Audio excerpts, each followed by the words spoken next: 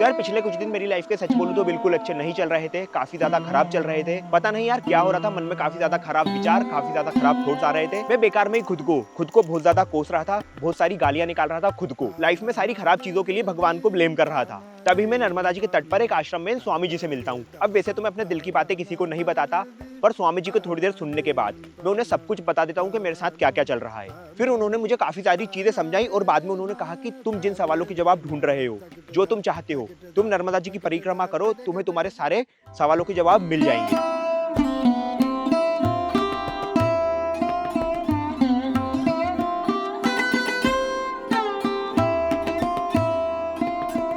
नर्मदा मैया की परिक्रमा अलग अलग स्तर पे अलग अलग अनुभूतियाँ अलग अलग अनुभव देती है। जिनको मानसिक स्तर पे सीखने की ज़रूरी है उनको वो मानसिक स्तर पे सिखाएगी, जिनको शारीरिक स्तर पे सीखने की आदत है उनको शारीरिक बताएगी कि आपकी ज़रूरतें कितनी कम है। इसीलिए फिर मन में कुछ सवाल लिए नर्मदापुरम से एक ट्रेन लेकर मैं पहुंच जाता हूं पेंड्रा। गुड मॉर्निंग दोस्तों। तो यार पता नहीं कितने ही घंटों की जर्नी के बाद मैं फाइनली पहुंच चुका हूं पेंड्रा रोड रेलवे स्टेशन पर। ये स्टेशन वैसे छत्तीसगढ़ के अंदर आता है। अब यहाँ से 18-20 किलोमीटर की एक बस लेकर मैं पहुंचूंगा अमरकंटक, जहाँ से हमारी ये यात्रा स्टार्ट होगी। तो अभी 2-3 दिनों में महाशिवरात्रि आने वाली है। इस टाइम पर बहुत सारे पदयात्री नर्मदा जी की परिक्रमा करते हैं। सारे यहाँ पे आराम कर रहे हैं अभी रात में। बहुत भीड़ है यार, जगह ही नहीं मिल रही, इतने सारे लोग आ रखे हैं, सबको अमरकंटक जाना है। इस समय मेरे मन में खुशी बहुत थी, क्योंकि आने वाले कुछ दिनों मुझे वो सब कुछ एक्सपीरियंस करने को मिलेगा जो मैंने एज अ सिटी बॉय पहले कभी नहीं देखा है। अगले कुछ दिनों में मुझे जंगलों में पैदल पैदल चलना, आश्रमों में रहना और यात्रा में जो भी खाना पीना होगा वो भिक्षा के रूप में ही मिलेगा। करीब 1 घंटे की बस जर्नी कंप्लीट करने के बाद मैं सुबह सुबह पहुंच जाता हूं मध्य प्रदेश और छत्तीसगढ़ की बॉर्डर पर बसे जंगलों के एक छोटे से टाउन में, जिसको कहते हैं अमरकंटक, जहां से नर्मदा नदी का उद्गम होता है। सो गाइस, एक एपिक बस जर्नी के बाद फाइनली अमरकंटक पहुंच गया हूं और क्या पॉजिटिव वाइब फील हो रही है यहाँ। भाई मस्त लग रहा है, देखो थोड़ी देर में सनराइज भी होने वाला है और यहाँ बहुत ज्यादा तेज ठंड है। भाई आगे क्या प्लान है, कितने दिन में वॉक करने वाला हूँ, सब बताऊंगा। पर पहले एक आश्रम में कमरा ले लूं, क्योंकि यहाँ पर अभी सब कुछ बुक चल रहा है। तो यार एक आश्रम में पता किया मैंने, उन्होंने बोला सब कुछ बुक चल रहा है। यार आश्रम छोड़ के एक और होटल में पता किया मैंने, यहाँ भी सब कुछ फुल है। नर्मदे हर दोस्तों। तो हाँ यार, फाइनली 3-4 आश्रम और 2-3 होटलों में पूछने के बाद मुझे फाइनली एक आश्रम में रूम मिल गया है। अभी मैं जिस पावन भूमि पर खड़ा हूँ उसे कहते हैं अमरकंटक, जहाँ से हमारी नर्मदा नदी, जिन्हें हम प्यार से नर्मदा मैया भी कहते हैं, उनका उद्गम यहीं से होता है। अब रिलीजियसली और स्पिरिचुअली नर्मदा परिक्रमा की बहुत मान्यता है। काफी लोग इसको गाड़ी से पूरा करते हैं, बसेस से पूरा करते हैं, बाइक से पूरा करते हैं और बहुत सारे लोग इसे पैदल भी पूरा करते हैं। पर ये सब करते क्यों हैं, यही जानने के लिए मैं मंदिर के पुजारी जी से बात करता हूँ। परिक्रमा यात्रा सर्वप्रथम महामुनि मार्कंडेय जी ने युधिष्ठिर को कराया था। परिक्रमा का एक विशेष महिमा है कि माता नर्मदा नर्मम ददातीति नर्मदा, नर के मद को तुरंत हर लेती है, नर के मन को शांत कर देती है। वह नर भाग्यशाली है जिन्होंने एक बार नर्मदा की परिक्रमा की। उनके पितर तर जाते हैं, उनको वाजपेय जैसे महान यज्ञों का पुण्य मिलता है। पुनर्जन्म न विद्यते शिवलोक महीयते, तो भगवान शिव का लोक प्राप्त होता है, उनका पुनर्जन्म नहीं होता है। तो यार ये यात्रा पूरी करने में आपको समय लगता है 3 साल 3 महीने 13 दिन का। पर मैं यहाँ किसी और वजह से आया हूँ, इसीलिए मैं जो करने वाला हूँ वो ये है कि अगले 5 से 7 दिन करीब 140 किलोमीटर का डिस्टेंस ट्रेवल करके मैं जाऊँगा अमरकंटक से मंडला, और रास्ते में मेरे साथ जो भी एक्सपीरियंसेस होंगे मैं आपके साथ शेयर करता रहूंगा। तो अपनी इस यात्रा की शुरुआत करेंगे कल से, उससे पहले अमरकंटक घूमते हैं। फिर वो अगला पूरा दिन मैं एक ऑटो लेकर मस्त घूमता फिरता अमरकंटक का कोना कोना देख लेता हूँ, जहाँ मुझे एक बहुत ही इंटरेस्टिंग बात पता चलती है। अमरकंटक से एक्चुअली एक नहीं बल्कि 2 नदियाँ ओरिजिनेट होती है, नर्मदा और सोन नदी। एक जाती है ईस्ट टू वेस्ट तो दूसरी बहती है वेस्ट टू ईस्ट। और हाँ, अभी आप जो देख रहे हैं ये है सोन नदी का उद्गम। ये छोटा सा कुंडी इतनी विशाल नदी का ओरिजिन है। गाइस आज महाशिवरात्रि है और भाई मंदिर क्या प्यारा सजाया है, आपको दिखाता हूँ। ओ भाई, तो अभी मैं बैठा हूँ नर्मदा मंदिर में, नर्मदा कुंड के किनारे। ये देखो, ये है नर्मदा कुंड और गाइस यहाँ पर चल रही थी अभी नर्मदा मैया की आरती। क्या तो प्यारी आरती होती है भाई, आनंद आ जाता है आरती अटेंड करके। ऐसा लगता है आरती चलती ही जाए रुके ही ना। तो जी आज मेरा अमरकंटक में आखिरी दिन है, कल से हमारी ये जर्नी, ये यात्रा स्टार्ट होगी। मेरे पीछे नर्मदा मैया प्रवाहित हो रही हैं, तो मैंने आशीर्वाद ले लिया है। एंड आई होप मैं जिस चीज़ के लिए यहाँ आया हूँ, जिस वजह से मैं ये यात्रा कर रहा हूँ, वो मुझे मिल जाए। तो कल से अपनी यात्रा शुरू करते हैं। नर्मदे हर।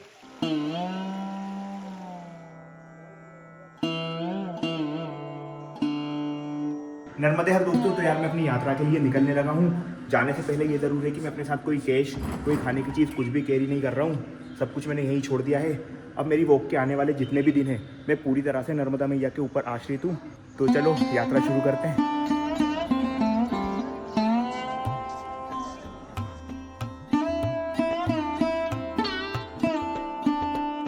तो यार मंदिर में मैया के दर्शन करने के बाद यात्रा स्टार्ट कर दी है। अभी हम थे उत्तर तट पर और अब आ चुके हैं दक्षिण तट पर। अब हम पूरे रास्ते दक्षिण तट पर ही चलेंगे। तो यार ये देखो यहाँ पर नदी की धारा कितनी ज़्यादा नहरो है और हम जैसे जैसे आगे बढ़ते जाते हैं भाई नदी का विशाल रूप ले लेती है। ज़्यादा आगे भी नहीं, अगर आप यहाँ से जबलपुर तक जाओगे तो वहाँ पर भेड़ा घाट है भाई, वहाँ पर क्या फ्लो होता है नदी का। हमारी लाइफ के साथ भी ऐसा ही है, हर चीज़ की ऐसे ही स्लो स्लो शुरुआत होती है, फिर हमें एकदम से रिजल्ट देखने को मिलता है। जब नेचर में ही ऐसा है तो लाइफ में तो होना ही है। तो यार आज का मेरा मार्ग कुछ ऐसा है, आज और कल ऑलमोस्ट कि मुझे आज और कल पूरा जंगलों से होकर जाना है। उसके बाद शायद कोई गांव वगैरह आ जाए, अच्छी सड़कें मिलेंगी। ओए डर गया मैं भाई, झाड़ी में से पक्षी निकल के भागे इधर से, मैं डर गया एकदम से भाई। सारे पक्षी चिल्लाने लगे, देखो। अरे बस भाई कुछ नहीं कर रहा, मैं जा रहा हूँ भाई। शिकारी समझ रहे क्या मुझे?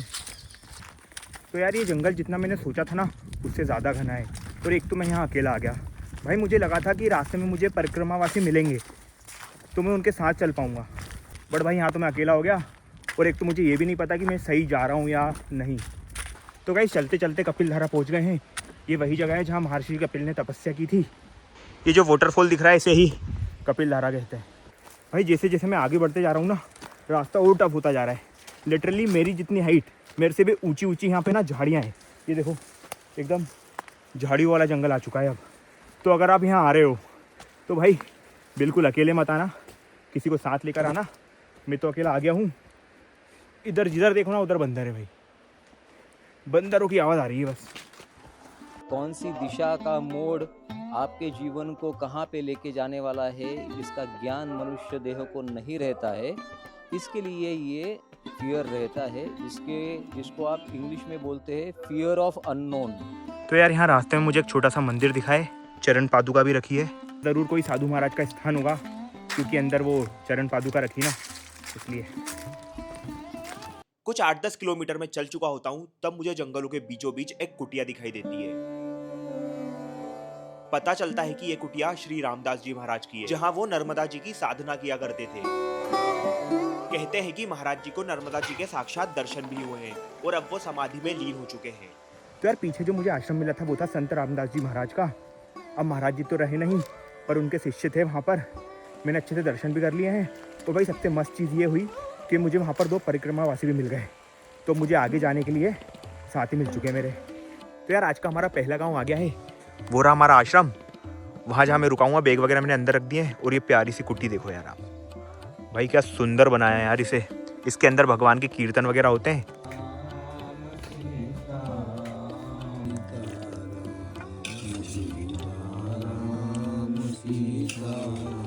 फिर रात को भोजन करके कुछ इस तरह से मैं अपनी यात्रा की पहली रात बिताता हूँ।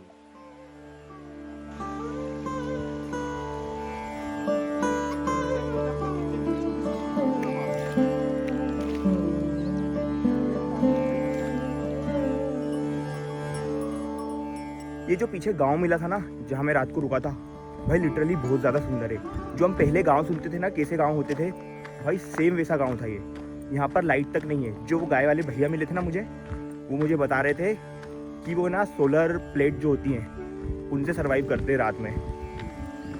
बोल रहे थे कि खेती वगैरह कुछ नहीं कर पाते क्योंकि लाइट ही नहीं है। तो एक बस ये है कि यहाँ से ना साइड से नर्मदा जी बह रही हैं, तो वहाँ से थोड़ा थोड़ा पानी की व्यवस्था हो जाती है उन्हें। और घर इतने सुंदर है ना भाई, मतलब कुछ भी आर्टिफिशियल नहीं है यहाँ पे। कुछ भी मॉडर्न चीज़ें जो होती हैं कुछ भी नहीं है। सारा एकदम जो गांव वाली चीज़ें अपन सुनते आए हैं हमेशा से, पहले जो हम गांव इमेजिन करते हैं पुराने, वही सारा कुछ वैसा ही है।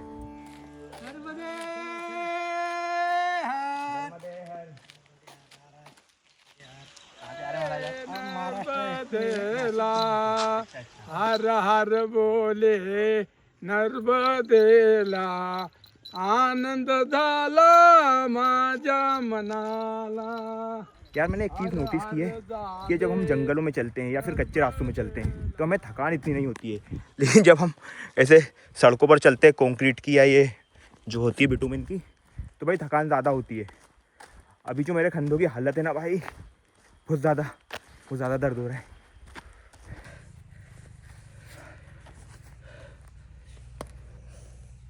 भाई मैं सोच रहा था मैंने सारा जंगल पार कर लिया है, अब बस हमें बस्तियाँ मिलने लगेंगी, मस्त सड़कें मिलेंगी। भाई थोड़ी सड़क मिली, उसके बाद फिर से जंगल वाला रास्ता आ गया है। अब इसे पूरा फिर से पार करना पड़ेगा।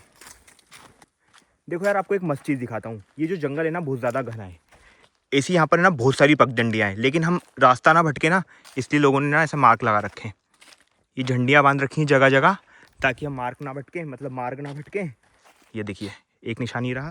तो ये जो रास्ता है सीधा जाएगा नीलकंठ आश्रम। तो यार बहुत ज़्यादा भटकने के बाद मैं फाइनली फिर से मैया के तट पर पहुँच गया हूँ। मैं थोड़ी देर आराम करने के लिए यहाँ बैठा हूँ। भाई बहुत ज़्यादा कंधे दर्द कर रहे हैं, बहुत ज़्यादा थक गया हूँ अब तो मैं। अभी नीलकंठ यहाँ से एक भैया बता रहे थे, रास्ते में मिले थे पीछे, बोल रहे थे 1 किलोमीटर और दूर है। वो भाई ऐसे ही टफ रास्ता है, 1-1.5 घंटा और लगेगा पहुँचने में। भाई बहुत ज़्यादा थकान हो गई यार। तो यार मैं फाइनली नीलकंठ आश्रम पहुँच चुका हूँ शायद। वैसे यहाँ पर मंदिर है, उधर भी एक मंदिर है, तो मैं जाकर पूछता हूँ। बाबा, नीलकंठ आश्रम है?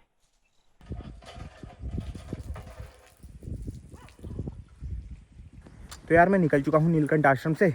आश्रम में एक बाबा जी मिले, मस्त मुझे खाना खिलाया। उन्होंने परिक्रमावासियों के लिए खिचड़ी बनाई हुई थी, तो वही खिचड़ी उन्होंने मुझे खिलाई। उसके बाद कहने लगे, बेटा मेरे पैर में कांटा गाड़ा हुआ है, वो निकाल दो। तो मैंने वहाँ रुक कर उनका कांटा निकाला। भाई मस्त बाबा जी थे यार। फिर आज की हमारी पहली शॉप आ चुकी है, बट कुछ खा नहीं सकते, महाराज जी ने बहुत सारा खिला दिया, पेट भरा हुआ है। मैं कहीं चाय ढूंढ रहा हूँ, चाय मिल जाए कहीं। बन जाएगी अम्मा? बना रहे हो? भाई हो गई चाय की जुगाड़।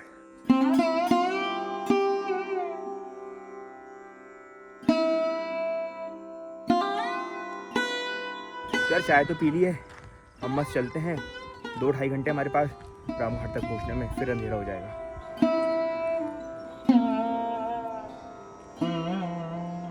तो यार अंधेरा होने वाला है और मैं पहुंच गया हूँ श्री रामकुटी आश्रम। मेरे पीछे आज का हमारा आश्रम है। और भाई देखो आश्रम की लोकेशन क्या प्यारी है। यहाँ से हमारी मैया नर्मदा जी बह रही हैं, उसके जस्ट तट पर है हमारा आश्रम। अगर आत्मा का सेवा कर रहा है तो कृष्ण भगवान ने कहा कि मैं उसका सेवा करता हूँ। और कोई दुखिया के अगर दुख को थोड़ा थामन देता है या उसके आंसू पोंछता है, तो परमात्मा का था मैं अपने गमछा में उसके आंसू पोंछता। सरासर गीता में बोला, वो बात अमिट नहीं, वो सच्चा बात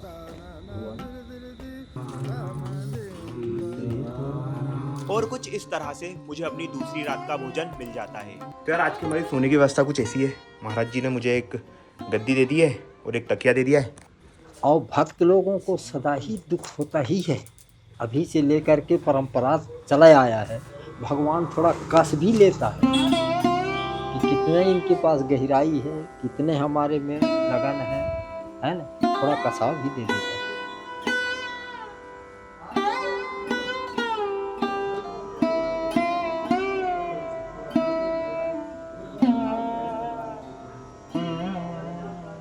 आपको आनंद भी आता है ना लोगों को ऐसा सेवा करने में? अरे बहुत आनंद महाराज जी।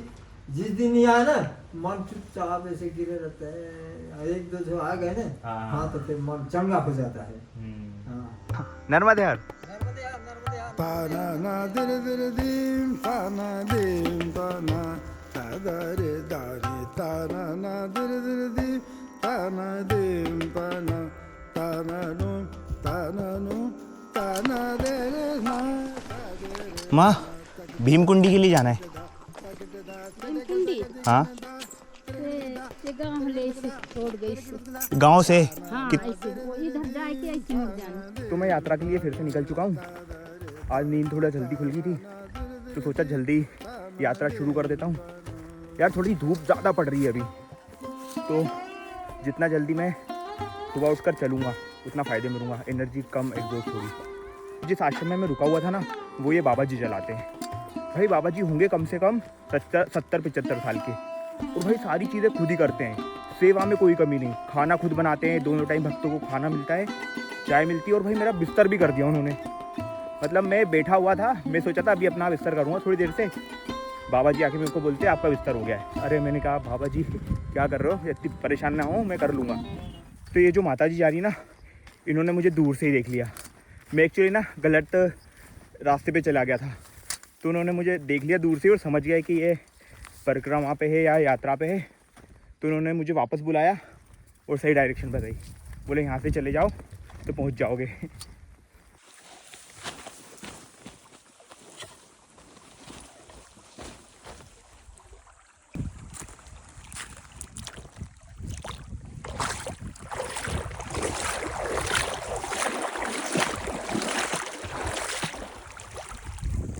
यार कंधों में फिर से दर्द होने लगा है, बहुत देर हो गई चलते चलते।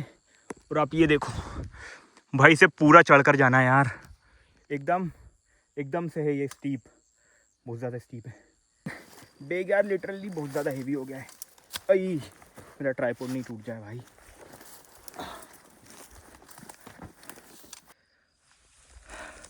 हाँ भाई बहुत ज़्यादा थकान हो गई, पूरे कपड़ों में देखना ये क्या चिपक गया, कांटे बहुत सारे।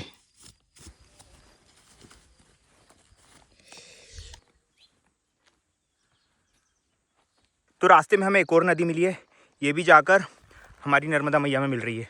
यहाँ पे संगम हो रहा है दोनों नदियों का। अब मुझे ये वाली नदी फिर से क्रॉस करके उस तरफ जाना पड़ेगा। तो यार एक छोटी सी बेवकूफ़ी हो गई है, मैंने गलती से नदी में अपने शू गीले कर लिए हैं। अब भाई डर है कि कोई इन्फेक्शन वगैरह ना हो जाए, पानी से मेरे पैर गल जाएंगे थोड़े थोड़े, तो उससे दिक्कत हो सकती है। तो मैं क्या करूँगा, जल्दी से ये टफ वाला एरिया क्रॉस कर लेता हूँ और आगे जाकर स्लीपर डाल लूँगा शू उतार कर। तो यार मुझे यहाँ पर एक बेर का पेड़ दिखा है, मैंने अंदर आंटी से पूछा तोड़ने का, तो उन्होंने कहा तोड़ लो, तो थोड़ी सी बेर तोड़ते हैं।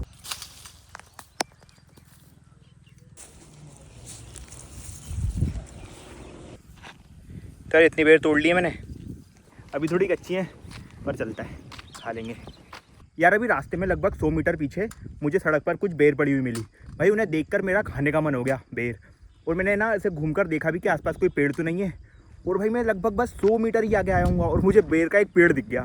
भाई वहाँ से मैंने बेर तोड़ी और जेब में भर ली। तो यार अब मैया के साथ साथ चलो तो है ना भाई, सही में मैया इच्छाएँ पूरी करती हैं।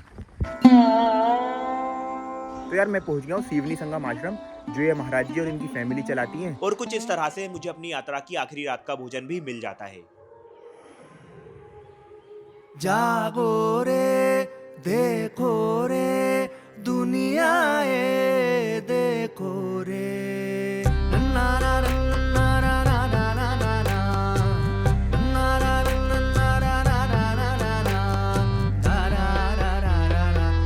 तो यार आज मेरी यात्रा का आखिरी दिन है, अपनी यात्रा को मैं यहीं विराम दे रहा हूँ। महाराज जी से मैं मिला था ये सीवनी संगम आश्रम में, तो महाराज जी बोल रहे हैं मैं आपको बस में बैठा देता हूँ, यहाँ से जो भी बस मेरे होम टाउन जाएगी, मतलब मेरे को 2-3 बसें बदलनी पड़ेंगी, तो यहाँ से तो पहले मुझे जबलपुर जाना है, तो महाराज जी मुझे जबलपुर की बस में बैठा देंगे। तो फैमिली सहित आइए जी अमरकंटक सीधे अपने 2-4 स्थान हैं। तो यार आज से 4-5 दिन पहले जब हमने अपनी यात्रा अमरकंटक से शुरू की थी, तो मैया जी इतने छोटे रूप में थी, और आज अमरकंटक से 100-200 किलोमीटर दूर मैया जी इतने विशाल रूप में हमारे साथ हैं। अब अलग से मुझे इस वीडियो में कुछ नहीं बोलना है, पर एक चीज मैं जरूर बताना चाहूंगा कि जब मैं इस यात्रा पर निकला था तो मन में बहुत सारी बेचैनी थी, बहुत सारी चीजें समझ नहीं आ रही थी। ऐसा नहीं बोलूंगा कि अभी भी मुझे सब कुछ समझ आने लगा है, बट डेफिनेटली उस समय मैं जैसा फील कर रहा था उससे कहीं गुना बेहतर मैं अभी फील कर रहा हूँ। और यार एंड में यही कहूंगा कि हम एक बहुत ही ग्रेट लैंड पर पैदा हुए हैं, बाहर से दुनिया बहुत ज्यादा सुंदर है। तो यार ये मेरा एक छोटा सा एफर्ट था। अगर आपको वीडियो अच्छा लगा तो कमेंट में नर्मदे हर जरूर लिखेगा और जरूर बताइएगा कि आप में से फ्यूचर में कौन नर्मदा जी की परिक्रमा करने वाला है। नर्मदे हर।